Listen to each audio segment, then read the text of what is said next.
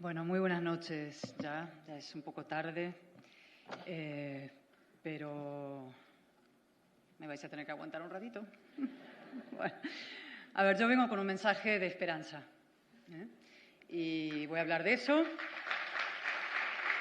pero antes quiero hacer un primer reconocimiento a Jaime Mayor Oreja. Jaime, el papel de Cassandra, ya lo sabes bien, mejor que nadie, no es fácil. Caes antipático en general, te llaman agorero, estas cosas. La gente prefiere a los cándidos, en el sentido volteriano de la palabra, digo, ¿no? Y cuando pasa aquello que avisaste que iba a pasar, pues nadie te lo reconoce a ti, lo cual es muy molesto, ¿no? Siempre hay otro listo que se apunta al tanto al final. Y no, Jaime lleva muchísimos años predicando en el desierto y explicando lo que iba a pasar en España y por tanto yo sí quiero hacerte hoy este reconocimiento, ¿no?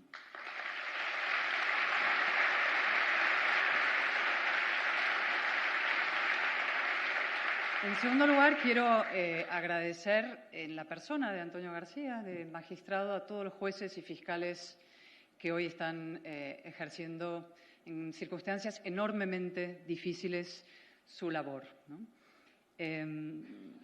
Sufriendo un acoso intolerable e implacable por parte del poder político y de los medios afines al poder político. Y no están defendiendo intereses corporativos, ¿no? Sus sueldos, sus prebendas, están defendiendo el Estado de Derecho, es decir, la separación de poderes, es decir, la democracia.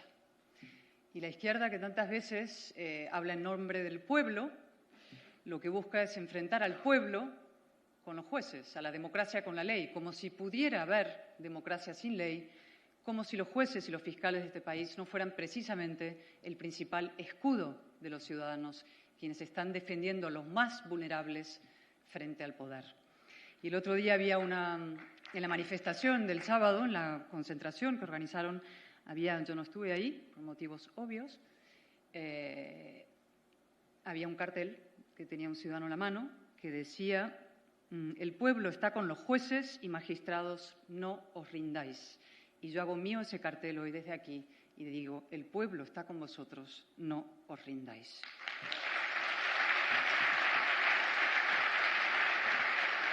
Y en tercer lugar, y antes de entrar en el fondo, quiero reconocer y abrazar a Juan Carlos Girauta. Juan Carlos y yo hemos estado en la misma trinchera, a veces en partidos distintos, como ahora, pero a veces fuera de los partidos, pero siempre es la misma trinchera, la trinchera de la libertad, de la defensa de la democracia, del Estado de Derecho. Hemos sufrido juntos en Cataluña y ahora por España. El proceso se ha trasladado de Cataluña al conjunto de España y seguiremos luchando en la misma trinchera. Es evidente que tenemos discrepancias, diferencias, distintas siglas, pero es infinitamente más lo que nos une que lo que nos separa.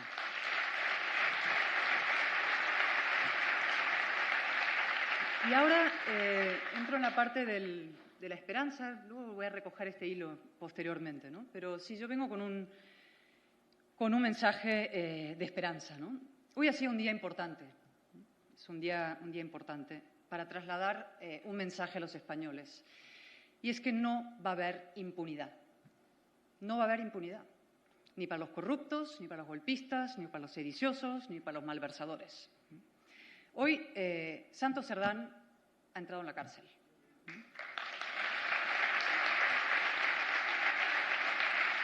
¿Y quién es Santos Cerdán? ¿No? ¿Quién es Santos Cerdán? Porque le han preguntado hoy a María Jesús Montero por Santos Cerdán. Y ha dicho: una persona que no tiene que ver con el PSOE. Tiene los muñones chamuscados. Bolaños también, ya no tiene extremidades, ¿no?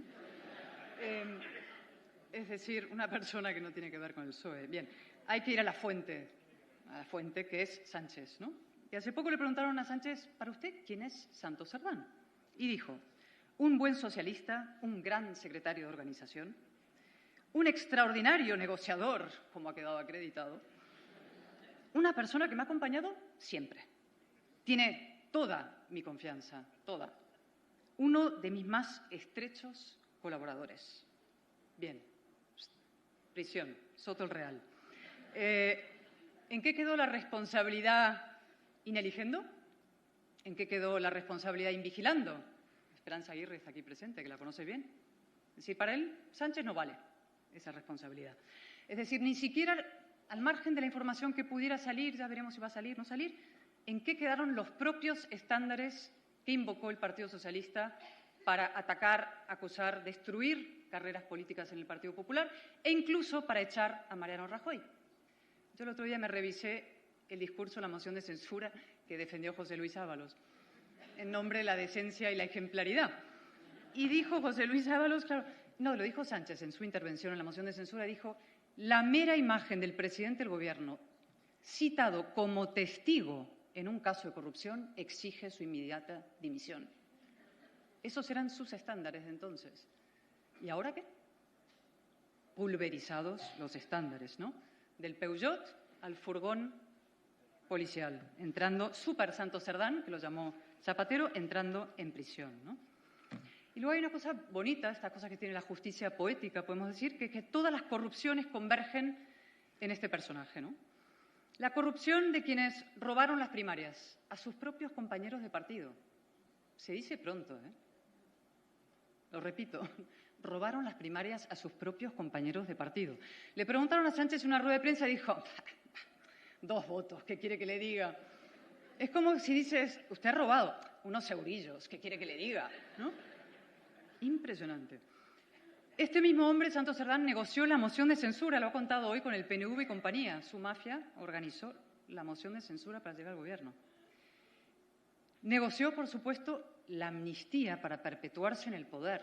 Esa foto infame con la urna arriba de Santos Cerdán con Puigdemont en Waterloo, o donde fuera, era en Bruselas la foto, de hecho. De hecho, hoy lo ha dicho ante el juez. Dijo que él fue a negociar porque era esencial la amnistía para la investidura, destrozando los argumentos del Tribunal Constitucional y de todos, que dicen: no era por la convivencia, la paz, el reencuentro. No. Hoy Santos Cerdán ha dicho ante el juez del Tribunal Supremo que la amnistía fue para, efectivamente, comprar la investidura de Sánchez, ¿no? Y luego se da una paradoja maravillosa, ¿no? El que fue a negociar con Puigdemont para que Puigdemont no entrara en la cárcel, esa amnistía, acaba entrando hoy en la cárcel. Esto parece el club de la comedia, pero es la política española, ¿no? Pero luego hay algo peor, porque siempre hay algo peor, ¿no? Que es el origen. Yo lo pensaba el otro día, vino una víctima de ETA, compareció en el Congreso, en una subcomisión sobre delitos del odio, y escuchándola, y luego en mi intervención, yo pensé, ¿no? Dijo, claro, se empieza pactando el Gobierno con quienes han jaleado el asesinato y quienes han participado, Otegi, ¿no?, de tus propios compañeros de partido, y a partir de ahí todo es posible. Esa es la primera raya moral que se salta, la primera corrupción moral que se perpetra, a partir del cual todo es posible, ¿no? Y Santos Cerdán fue la persona que negoció efectivamente el acuerdo de Bildu en Navarra y luego a nivel nacional, ¿no? La gran barrera, el socavón moral que se produce a partir del cual, insisto, todas las corrupciones son posibles. Pero bueno, vamos a ir a dónde estamos ahora. Yo creo que Jaime lo ha explicado, lo viene explicando muy bien, pero como yo soy un poco así también, como Jaime, insisto en la pedagogía y no me canso, quiero volver a enfatizar algunas ideas, ¿no?, que es importante que no olvidemos nunca. Es decir, yo esto lo he explicado muchas veces, Sánchez no es simplemente una forma, no representa solamente una forma muy vulgar de hacer política, lo digo, la mentira, la chulería, el oportunismo, digo siempre, los andares del galán de tranvía, ¿vale? Eso que cualquier compañero, si hay alguno por aquí, de Congreso lo sabe bien, Juan Carlos lo recordará, que entran las caderas primero y luego entra él. Bueno, eso no es solamente. Sánchez representa un proyecto de poder a larguísimo plazo, ¿eh? Es decir, lo que busca es la destrucción de la alternancia política en España. No preside un gobierno en sentido estricto, no tiene presupuestos, no los puede sacar, lleva 2 años incumpliendo la Constitución, apenas puede aprobar leyes, si le tumbamos todas las semanas cantidad de iniciativas parlamentarias. Él preside un proceso. Es un proceso de mutación que nos lleva de una democracia plena, con defectos como todas, pero una democracia plena, a una democracia fallida. Ese proceso que se está dando en muchas democracias del mundo, procesos populistas con burros de Troya que entran dentro de las instituciones y las destruyen desde el interior, tiene una peculiaridad en el caso español. Y es que en el caso español, ese proceso de mutación, de democracia plena fallida, se proyecta encima sobre la unidad nacional, sobre la integridad territorial del Estado. Es decir, es contra la democracia y contra la nación. ¿Cuándo empezó? Pues Rodríguez Zapatero, de infausta memoria, el amigo de Maduro y compañía, pero no me voy a remontar tan lejos, ¿no? Algunos hitos de este proceso empezaron la legislatura pasada, se han citado algunas: derogación de la sedición, pacto, indultos a los golpistas, rebaja la malversación, ley de memoria antidemocrática, blanqueamiento de Bildu, las primeras fases, empieza la colonización de las instituciones, los ataques más o menos civilinos, más o menos directos a la corona, el grupo de Podemos, etcétera, ¿no? Pero es en esta legislatura en la que estamos realmente en la etapa crítica y crucial, ¿no? Y hay varios hitos que tenemos que señalar en el calendario y para poder aclarar dentro del caos y la cantidad de información y escándalos que se suceden, tener algunos hitos en ese calendario. Y evidentemente el primero y más importante es el acuerdo que se produce en noviembre del año 23 entre Junts y el Partido Socialista, en el cual el Partido Socialista compra el gobierno a cambio de la impunidad de los golpistas. Esa transacción corrupta sin precedentes que es la ley de amnistía. No existe precedente en ningún lugar del mundo, claro, de amnistía sí, pero no de una amnistía así, en que políticos borren delitos a otros políticos a cambio del poder, ¿no? Así la amnistía pasa de ser inconstitucional a constitucional con la misma ley vigente. Sánchez y compañía decían que era radicalmente inconstitucional, esto no se puede, está lleno de vídeos dando vueltas de todos ellos diciendo lo mismo, y el día 23 de julio por la noche pasa a ser constitucional, necesaria, imprescindible, es decir, es el milagro. Con la misma ley, algo pasa a ser de ilegal a legal. Y ahora, efectivamente, esto ha sido avalado por la mitad más uno del Tribunal Constitucional. Un tribunal dividido y degradado, que blanquea la obscena compra del poder a cambio de impunidad, la autoamnistía evidente y manifiesta de un delincuente prófugo, la transacción corrupta negociada por un corrupto presunto, de momento, y algo más, que es el ejercicio golpista de la autodeterminación. Y ahora diré algo más sobre eso, ¿no? Es decir, con argumentos en esa ponencia firmada por la señora Montalbán, no sé si escrita por ella, pero firmada, que ofenden a la inteligencia más elemental, ¿no? Que provocan, algo decía Juan Carlos, una ruina del sentido, la irracionalidad más absoluta, ¿no? Primero, esta idea de que la Constitución pues, permite todo aquello que no prohíbe expresamente. Y decía Fernando Savater en un artículo estupendo ayer en el Objective, una pena que no esté hoy aquí con nosotros, decía, es como concluir, Fernando es muy bueno con las metáforas, que en un local a cuya entrada se advierte prohibido entrar con perros, sea lícito ir acompañado de un elefante, porque de los paquidermos no dice nada. Es exactamente así. O, como yo dije en una intervención parlamentaria, supongo digo, bueno, bien, ¿probamos con la esclavitud? ¿El canibalismo? Vamos a intentar aprobarlo ahora, ¿no, compañeros de escaños? A ver si sacamos adelante esto y luego eso es considerado constitucional. Es un argumento grotesco, ¿no? Que coloca además al Poder Legislativo efectivamente por encima del judicial. Destruye el Estado de Derecho. Dice, el Congreso aprueba lo que sea, si eso lo aprueba lo que sea, y mientras no esté expresamente prohibido, eso será populismo puro. Segundo, que hace la sentencia, omite, evidentemente, eso es, hablábamos, la autoamnistía, que es obviamente una autoamnistía. Y a mí me pasó una cosa muy interesante y curiosa, y esto va a ser muy interesante de cara a lo que vaya a suceder en el Tribunal de Justicia de la Unión Europea. Estaba en una comisión constitucional interpelando a Bolaños, y entonces le echo en cara, siempre un interlocutor edificante y simpático, le echo en cara que él haya redactado a 4 pies la amnistía con un secuestrador condenado por terrorismo y colaboración con ETA, que es Gonzalo Boye, el abogado de Puigdemont, ¿no? Y él refunfuñaba, no sé qué, Toledo, lo que fuera. Usted es una fascista, facha y ultra, que es lo que me dice siempre, ¿no? Y entonces yo, recriminándole, y pasa el resto de grupos y le toca al señor de Junts, el portavoz. Y el señor de Junts coge la palabra y, muy indignado, señor Álvarez Toledo, usted se equivoca. El señor Bolaños no redactó, redactamos nosotros la ley. Y yo, mi compañero Pedro Muñoz Abrines, los dos, graba eso inmediatamente. Esto va a servir ante el Tribunal de Justicia, ¿no?, de la Unión Europea, porque esto las autoamnistías a la Comisión Europea no le hace ninguna gracia y al Tribunal de Justicia, por tanto, tampoco. Eso lo ha confirmado el secretario general de Junts. Claro que lo redactaron ellos. por supuesto, ¿no? Bolaños, a 4 pies, añado algo. Tercero, lo hacen, dice la sentencia, maravilloso. No hay que juzgar las motivaciones de la amnistía para no tener que decir que es una compra de poder. Ahora bien, la convivencia que ha traído. La convivencia es extraordinaria, la convivencia, ¿no?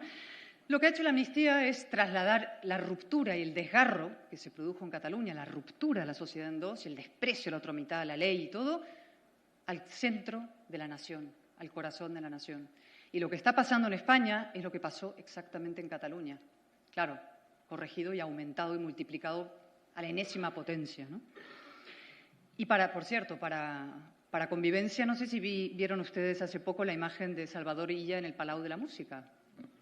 Fue un acto del Palau de la Música, un evento que organizó Òmnium Cultural, y entonces se encontró a todo la crème del independentismo gritándole a voz en grito, coreando «¡Independencia! ¡Independencia!». Y él con la cabeza agacha en el suelo, así. La convivencia era esto, ¿no? Y el presidente del Parlamento catalán, indultado por el PSOE y rehabilitado por el PSOE, se le reía en la cara. Lo tienen merecido realmente, ¿eh? Esa humillación del PSC. Siempre ha sido un partido nacionalista con la cabeza agacha. Nunca ha sido otra cosa que eso, ¿no? Pero lo más importante de esa sentencia es una cosa que he mencionado hace un momento, que es que blanquea el ejercicio de la autodeterminación. Y esto es lo más importante. Es decir, si el golpe de 2017, es decir, el ejercicio golpista de la autodeterminación que no cabe en la Constitución, merece ser amnistiado, por tanto no es un delito, se borra ese delito, ¿por qué no se puede volver a hacer? Si el del 17 merece ser amnistiado, insisto, ¿qué pasa si el año que viene lo vuelven a hacer o el de 2027 o 2028? Esto lo que hace es allanar el camino a un futuro golpe de Estado. Y deja la Constitución en un cascarón vacío. La Constitución que dice la indisoluble unidad de la nación española, pero el Constitucional dice que el ejercicio del derecho de autodeterminación es legítimo y lícito. ¿Cómo conviven las dos realidades? Es lo que explicaba Juan Carlos. Es un choque absoluto, es la irracionalidad total. Eso es la mutación constitucional, ¿no? Y ahora que no nos oye nadie, yo me alegro mucho de no haber participado en la votación para el reparto del Tribunal Constitucional, que me costó algún disgusto, en la época no se entendió. Yo me negué a votar, se me abrió un procedimiento de expediente disciplinario que luego no prosperó porque se cayó. De hecho, la cúpula del partido fue sustituida, no vamos a entrar en esa otra historia, pero la independencia judicial, que jueces elijan a los jueces, que los políticos saquen sus sucias manos de la justicia.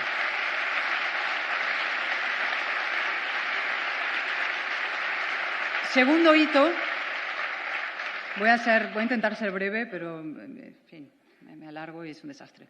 Segundo hito, eso fue en noviembre del 23, unos meses después, en marzo, la colonización de las instituciones va avanzando, pero se produce ya un caso que salta todo, que es la Fiscalía General del Estado presuntamente participando ya directamente en un delito de revelación de secretos para destruir a un rival político del Gobierno. Eso es un delito puramente totalitario. Es la colonización institucional llevada a otro nivel. La institución encargada de perseguir el delito, presuntamente cometiendo un delito para intentar destruir a un rival del Gobierno. Yo entiendo que nos acostumbramos a todo en España, que tenemos unas tragaderas bastante notables, pero esto sí que es bolivariano. Veo a mi amiga Isadora ahí venezolana y hay muchos venezolanos aquí. Es decir, eso sí que es propio de una dictadura venezolana. Tercer hito, un mes después, se acordarán ustedes muy bien, avanzan las investigaciones judiciales en torno a la catedrática, con asistente lucrativa, en torno al Barenboim de Badajoz, en torno al primer secretario de organización y luego vendría el segundo, y entonces el presidente del Gobierno se coge una baja de 5 días por victimismo. Y entonces anuncia que está profundamente enamorado de sí mismo. Y vuelve. Y entonces anuncia en un documento histórico una ofensiva declarada para derribar los contrapesos democráticos, que son 3: medios de comunicación, oposición parlamentaria, oposición política y la justicia. Con los medios de comunicación, manos a la obra, empieza la campaña fachosfera, máquina del fango, etcétera, con un día particularmente aciago, que fue la mañana de la Dana. No sé si se acuerdan ustedes, la mañana de la Dana, con compatriotas nuestros ahogándose, muriendo. Se decide suspender el control al gobierno, cosa que comparto. Era una sensación realmente de angustia profunda lo que estábamos viviendo ahí. Pero se mantiene, por órdenes del gobierno, el pleno de asalto a Radio Televisión Española.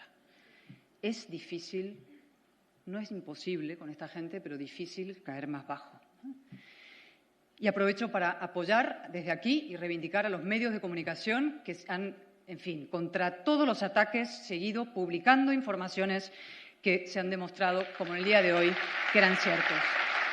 A Ketty Garat, en particular.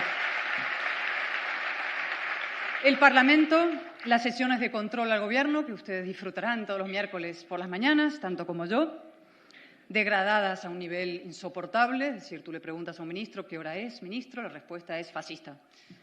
¿Qué día es, ministro? Ultra, facha, 11M, Franco. Gracias. Destrucción de la sesión de control al Gobierno. Es el Gobierno el que pretende controlar la oposición. Las leyes del Partido Popular, aprobadas en el Senado, iniciativas nuestras, introducidas rápidamente en algo llamado el congelador de Armengol, que es una caja enorme donde van metiendo los proyectos de ley del PP y ahí se quedan y mueren el sueño de los justos, literalmente. Prórroga tras prórroga tras prórroga. No podemos hacer nada. Eso es, en fin, prevaricación legislativa, ¿no? Y el tercero y más importante, la justicia independiente. Empieza la legislatura asumiendo dentro del paquete del acuerdo de Junts el concepto kirchnerista, esa chatarra kirchnerista llamada lawfare, que es la idea de que todos los jueces prevarican porque son fascistas, de derechas o lo que fuera. Se asume dentro de ese texto, al principio el Gobierno un poco incómodo, lo que fuera, en fin, y ya al final, 6, 7, 8 meses después, es el propio Gobierno y el ministro de Justicia a la cabeza quien lidera la campaña sistemática de linchamiento y acoso a los jueces de este país. Y ¿qué es lo que pasa? Como la justicia no se rinde, hay que colonizarla. Y eso es la llamada ley Bolaños, que es modificar el acceso a la carrera judicial y fiscal. No voy a entrar en los detalles, pero básicamente es destruir el concepto y principio de mérito, capacidad e igualdad y meter a 1000 jueces por la puerta de atrás para, como insisto, como la justicia no se rinde, intentar doblegarla y colonizarla. Y, de paso, mantener al fiscal general del Estado y entregarle la instrucción penal. El resultado fue, como sabéis, esa concentración del sábado y una huelga que empieza mañana, de 3 días, una huelga absolutamente histórica en defensa del Estado de Derecho, en defensa de la democracia. Sánchez lo que busca ya no es ni siquiera la amnistía de Puigdemont, es la suya, es su propia amnistía, ¿no? Él pensará, si puedo amnistiar a mis socios, ¿por qué no a mí mismo? ¿No? Eso significa destruir la justicia independiente en este país. Y en eso está. Siguiente paso. Jaime ha ido más allá que yo. Yo me voy a quedar un poquito aquí porque creo que es importante, ¿no? ¿Va a dimitir? Poco probable. Físicamente no se le ve bien, pero yo creo que su empeño es seguir, ¿no? ¿Su partido le va a mantener? Antes lo van a echar a Felipe González, lo echaron a Nicolás Redondo, a Joaquín Leguina, Felipe González, y así seguirán. ¿Le van a sostener sus socios? Probable, esto es un proceso. Cuanto más débil esté él, más avanzan, ¿no? Y de hecho hoy hay una noticia, como hay tantas hoy, muy importante. ¿Qué es lo que ha hecho él hoy? Ha mandado a Zapatero a Suiza para, la noticia decía, pulsar con Puigdemont la viabilidad de la legislatura, es decir, marchando un referéndum corrupto. La clave es el referéndum. Y esto es algo que Zapatero lleva mucho tiempo contando, no soy yo ni Alejandro Fernández, que siempre dicen estos agoreros se adelantan, no, o Jaime. Zapatero lo ha dicho en La Vanguardia, donde si no, hace ya varios meses, dijo, esta legislatura hay que conseguir el reconocimiento de la identidad nacional de Cataluña, es decir, de Cataluña como nación, es decir, la derogación de España como nación. Y eso es la vía, una vez más, de la mutación, ¿no? Convertir España en una especie de confederación plurinacional, nación de naciones, a la vez que la Constitución está ahí, es decir, la mutación total, ¿no? Se dice, no, no se van a atrever a eso. ¿A qué no? Que no se atrevieron con la amnistía, no se atrevieron con todo lo demás. Claro que se atreven, ¿no? Y esto es, incluso me voy a poner en plan Jaime, ¿no? Más agorera todavía, siempre piensa mal y acertarás, ¿no? La formación de no solamente el Frente Popular, sino que le ha añadido el ingrediente del Frente Popular pacifista, ¿no? Con dos bases. La defensa del Estado de Derecho y de las pensiones y de todo frente a Trump, el 5% y la OTAN, para apretar las filas de la izquierda, que se le han desactivado por el tema de la corrupción, se les empieza a dividir, las aprieta con ese asunto, y luego la reforma confederal para el reencuentro total, la pacificación total de España y la pacificación del mundo y la paz perpetua que decía Zapatero, ¿no? Y es convertir las próximas elecciones generales en un plebiscito, en las que no se elija gobierno, no se elija un gobierno de derecha, gobiernos de izquierda, PP, Vox o lo que fuera, o el otro lado, no sé qué, sino donde los españoles vayan a elegir régimen. Monarquía parlamentaria del 78, que ellos llamarán contaminada, facha, residuos del tiempo pasado, pretérito y contaminada, lo que fuera, y una especie de república confederal plurinacional llena de derechos infinitos y luminosos. Eso está circulando por las mentes febriles de muchos zapateros de la vida. Y no sé si ha impregnado completamente la Moncloa, pero no olvidéis esa posibilidad. La bala de plata, por no decir la voladura definitiva, ¿no? Pero yo decía, y con esto voy a intentar dar la vuelta, cerrando, que venía con un mensaje de esperanza, y de momento no está. Pero lo digo muy seriamente, ¿no? Es decir, primero porque el pesimismo, la coartada de los cobardes, ¿no? La excusa para no hacer nada. A mí los pesimistas, es pesado, ¿no? Todo va mal, entonces me quedo en casa en el sofá, ¿no? Segundo, porque el pesimismo es el principal aliado del populismo y de estas fuerzas. Es decir, la resignación te lleva a aceptar lo inaceptable desde la falsa premisa de que no hay alternativa. Y claro que la hay. La hay y si no la hubiera, habría que inventarla. Y eso es nuestra responsabilidad, ¿no? Hay jueces, que hemos mencionado, periodistas, hay políticos luchando y están también los propios españoles. Y yo siempre digo, el sanchismo es una forma de pesimismo, ¿no? Abona la vieja idea de que en el fondo España está abocada a repetir sus fracasos históricos, a hacer lo que sus odiadores quisieran que sea, un Frankenstein descosido, un duelo a garrotazos entre dos Españas, un desencanto más, de que la etapa constitucional solamente será como fuegos artificiales que brillaron efímeramente y se disolvieron en la noche, ¿no? Y eso no es verdad. España va a ser lo que todos nosotros decidamos que sea. Y en ese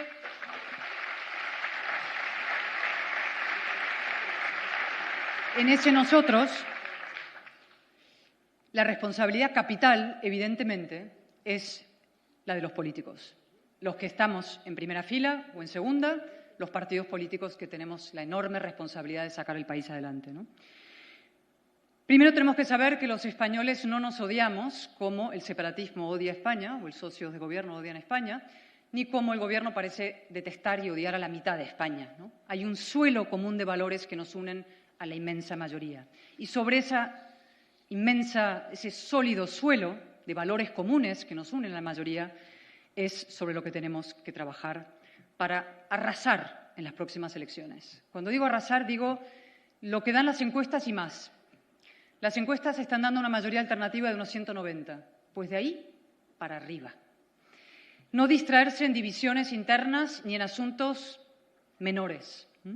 Y armar efectivamente un proyecto político capaz de frenar el proceso, revertir el proceso, reconstruir todo aquello que ha de ser reconstruido y avanzar. Frenar el proceso se puede frenar. Los jueces, el Tribunal Supremo está actuando para impedir la impunidad ilegal de los golpistas. Le va a tocar el turno también al Tribunal de Justicia de la Unión Europea. Y tenemos que llevar a la Unión Europea el clamor por la justicia en España.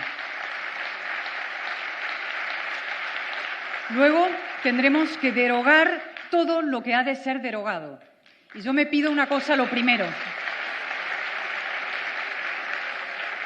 Lo primero que me pido derogar es un artilugio ridículo que me encuentro en mi escaño cada vez que llego a él, que son los pinganillos. Entre españoles no usamos pinganillos.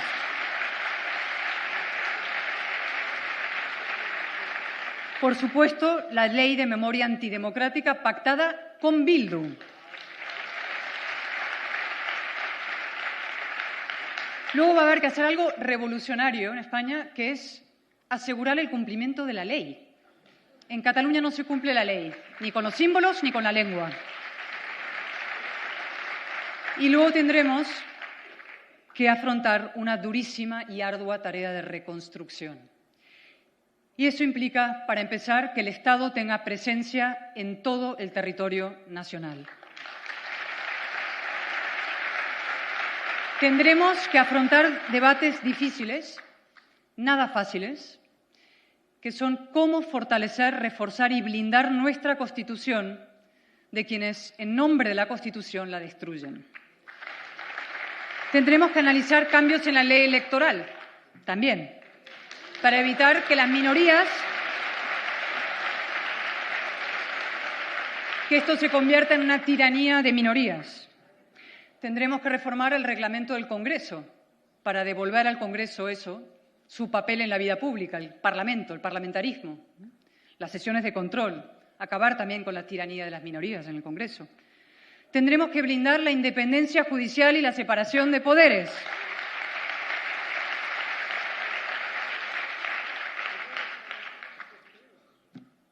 Tendremos que dar a la otra mitad de Cataluña todo lo que no ha tenido en 50 años, que es presencia, poder, prestigio y presupuestos.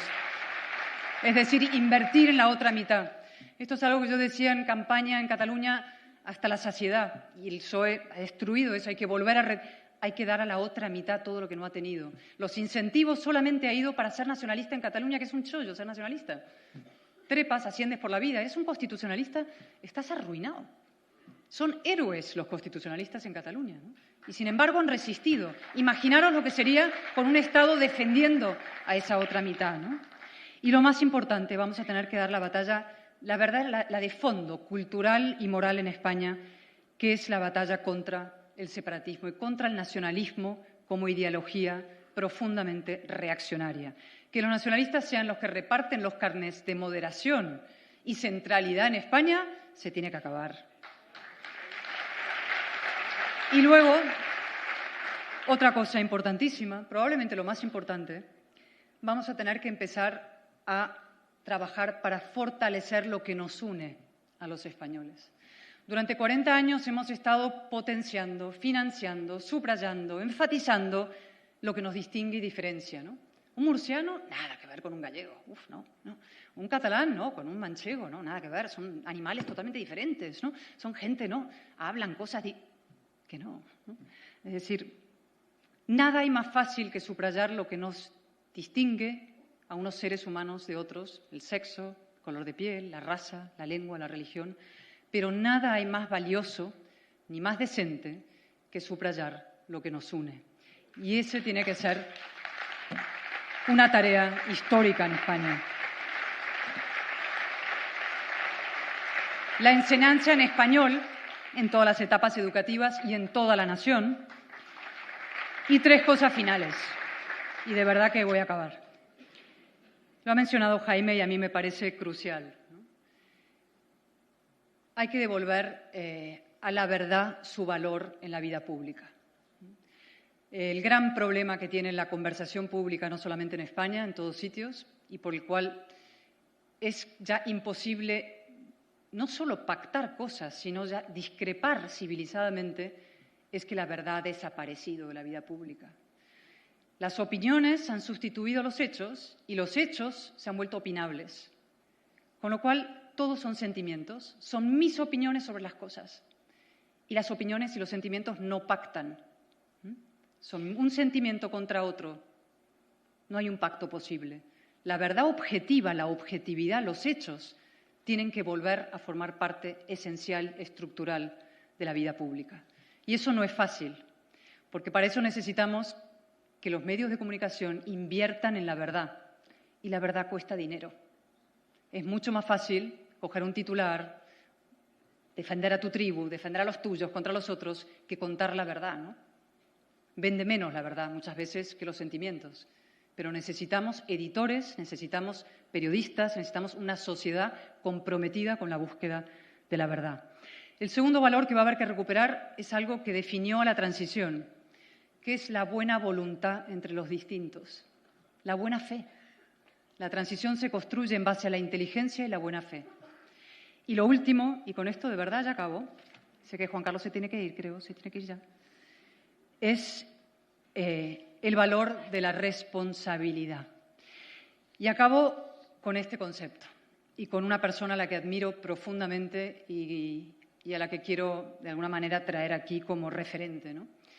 Que es María Corina Machado. Yo he aprendido muchas cosas de María Corina Machado a lo largo de estos años, pero una particularmente conmovedora. El año pasado se va a cumplir ya un año de esas heroicas elecciones que libraron en Venezuela y que ganaron y que demostraron haber ganado al mundo. Y poco tiempo después le hice una entrevista, fue una conversación-entrevista para el periódico El Mundo. Nos conocemos hace muchos años. Fue una conversación entre amigas de una manera, pero también para ser publicada, con lo cual con cierta aspiración a profundidad política, ¿no? Y yo le pregunté, ¿cómo conseguiste recoger las actas, ¿no? Que demostraron vuestra victoria? Ese hito increíble, esos comanditos por todo el país recogiendo actas y dejando en evidencia su impresionante victoria electoral. Y me dijo, pues mira, es muy importante eso. Me dijo, en un día, en un mitin, en un pueblo perdido en el fondo de Venezuela, no sé dónde, en el corazón interior, desafiando la represión y la violencia, millones, miles de personas ahí en la calle, y yo pregunté desde el estrado, desde la tribuna donde, ¿no?, se dirigía a la gente, dijo, ¿y quién se hará responsable de las actas? Y me dijo, la gente no gritó, el Consejo Electoral Nacional, el candidato, los políticos, gritaron yo. Y me dijo, y ese yo se fue replicando como una ola, un acto después de otro y después de otro, y en cada mitin al que yo iba y en cada pueblo, los venezolanos se hicieron responsables de su destino y consiguieron defender su democracia y demostrar al mundo que habían ganado. Nuestra tarea también es asegurar que la victoria se haga por fin realidad y se materialice en Venezuela, pero también es aprender de esa lección extraordinaria de civismo y sentido de la responsabilidad. Tenemos que ser cada uno de nosotros, al margen de los políticos, militantes de la democracia. Y a eso es a la que les emplazo esta noche. Hay esperanzas, depende de cada uno de nosotros.